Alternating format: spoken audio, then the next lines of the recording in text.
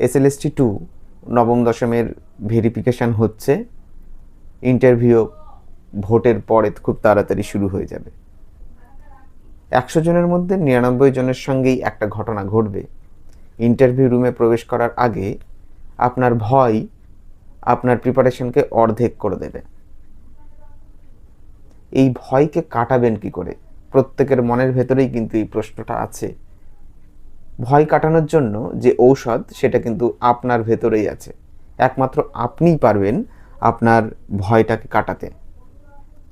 ভয় কাটানোর কয়েকটি উপায় আমি বলছি, আপনারা অ্যাপ্লাই করে দেখতে পারেন। আয়নার সামনে আপনার প্রস্তুতি পর্ব, আপনার মক ইন্টারভিউ আপনি নিজে নিজেই দেওয়ার চেষ্টা করুন। বাড়ির আরও অন্যান্য যারা আছে, আপনার পরিবারের সদস্য, তাদের সামনে ইন্টারভিউ দেওয়ার চেষ্টা করুন।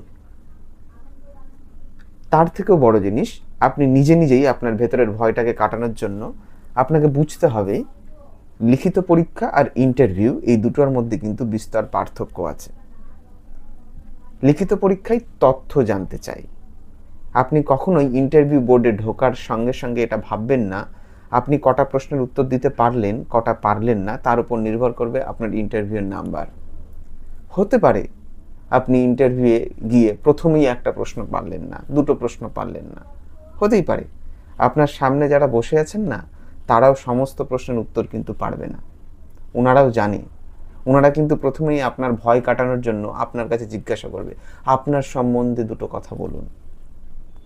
আসলে ওনারা আপনার ভয় কাটাতে চায়। ওই পরিবেশে আপনাকে মানিয়ে নেওয়ার জন্য সহযোগিতার হাত বাড়িয়ে দেয়। আপনি কি করবেন সেই সময়? ভয় নিয়েই উত্তর দেবেন, না স্বাভাবিকভাবে কথোপকথন ভঙ্গিতে আপনি বলবেন? ওনারা কিন্তু দেখবেন আপনি কিভাবে বিষয়টি বলছেন, আপনার উপস্থাপন ভঙ্গিটা ঠিক কেমন। আপনি কখনোই ভাববেন না সেই 5 মিনিট যে আমি কোনো পরীক্ষা প্রস্তুতির মধ্যে আছি।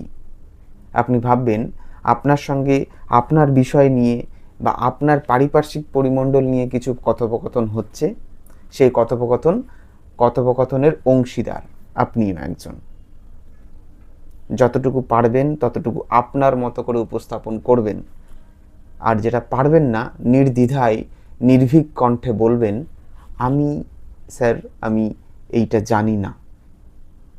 বা এটা বলতে পারেন, এই মুহূর্তে আমার মনে পড়ছে না।